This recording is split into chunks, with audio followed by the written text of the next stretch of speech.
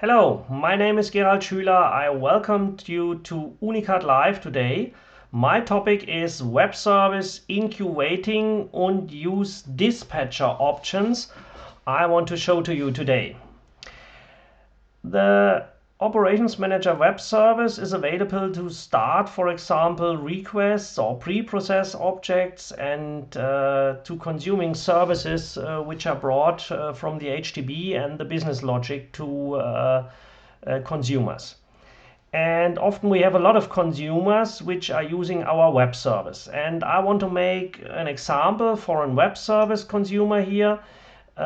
We log on to Operations Manager and take a look at one of our test requests. It's called test.wait, and we have here some parameters, the seconds, how long this request will be wait, and an information.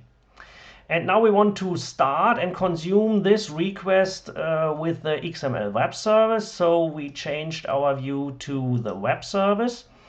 And now we use the web service method, which is called Inqueue with ID.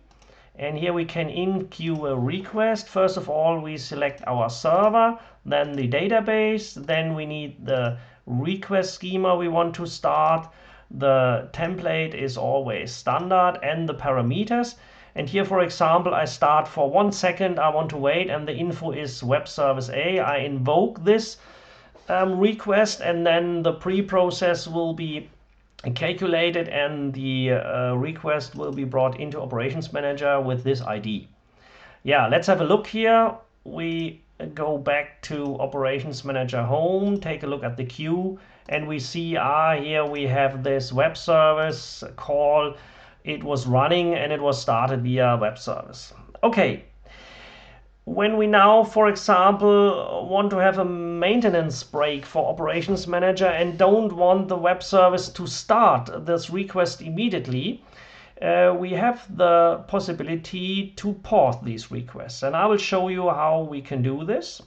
If we navigate in the HTTP to the Operations Manager web service configuration, then we find these two new features here.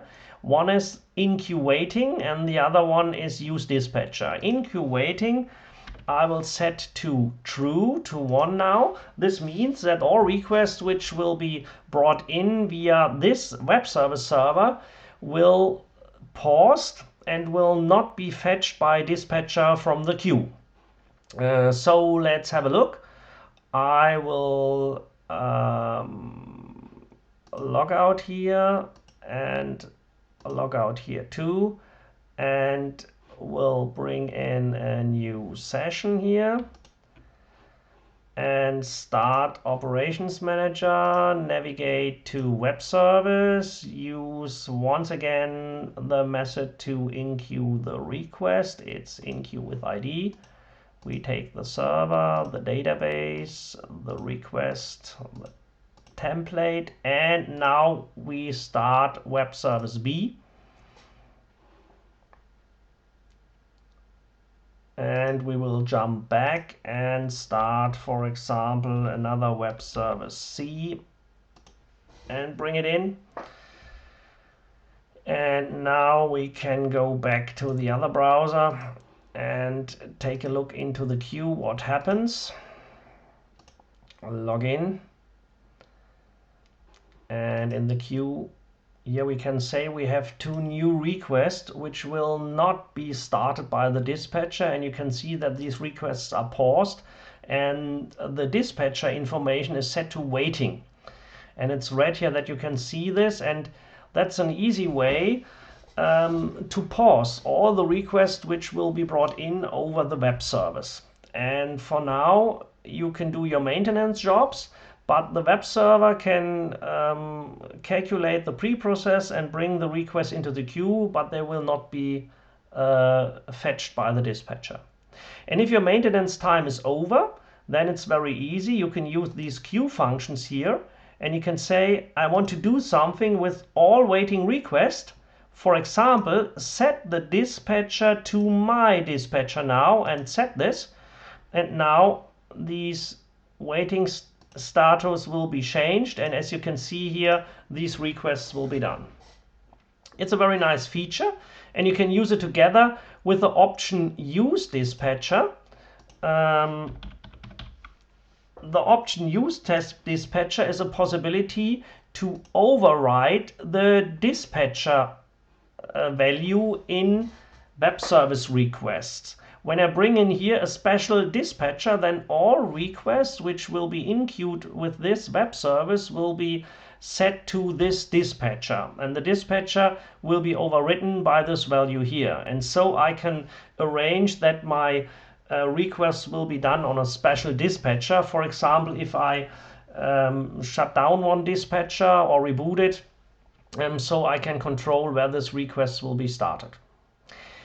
But there is another nice possibility with this waiting status. For example, if I start a new request and bring it into the queue, let's say we use this hidden test and start this request scheduled for tomorrow and create it and bring in here some data and execute it, then we can see here it's a future request. It will be 1 and 2 days. And if I want to pause this request too, it's no problem with the queue functions to do this.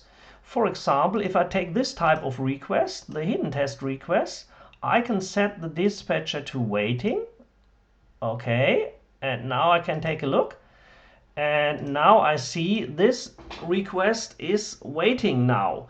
And it doesn't matter if the state will come, the request won't start until I change this waiting status again back to a normal dispatcher status, and then this request will start again and will be processed by the dispatcher. Okay, that's all.